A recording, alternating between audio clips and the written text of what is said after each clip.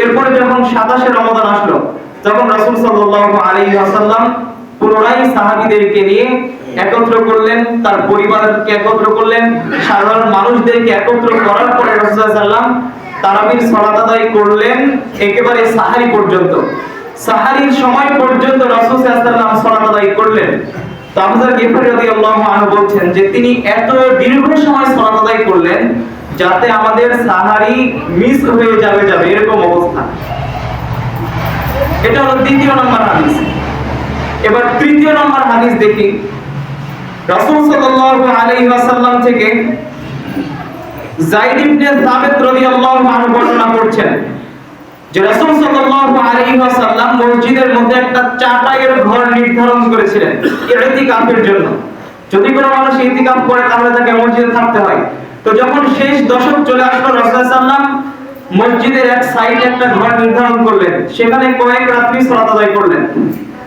তো সাহাবীদেরকে নিয়ে যখন এরকম ভাবে 3 দিন তারাবির সালাত আদায় করলেন, তখন রাসূল সাল্লাল্লাহু আলাইহি সাল্লাম হঠাৎ একদিন সাহাবীরা ঘরের পাশে, রাসূল সাল্লাল্লাহু আলাইহি সাল্লামের ঘরের ভেতর থেকে আর কোনো আওয়াজ আসে না।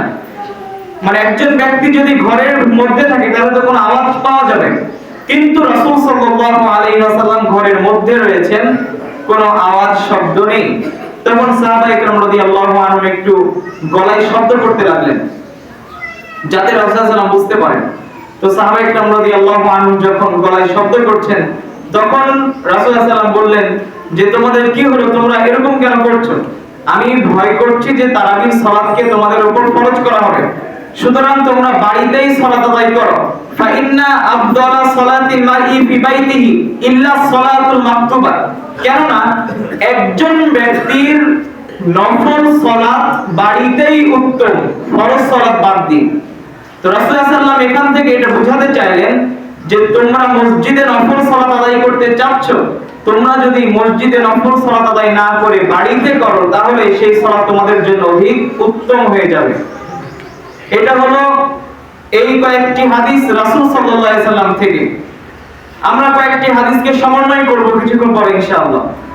তো এবার আমরা ওমর রাদিয়াল্লাহু তাআলা এর হাদিস দেখব। আব্দুর রহমান বিন আব্দুল কারি রাদিয়াল্লাহু তাআলা বলেন, আমি একদিন ওমর রাদিয়াল্লাহু তাআলার সাথে এক রাতে বাহির হলাম।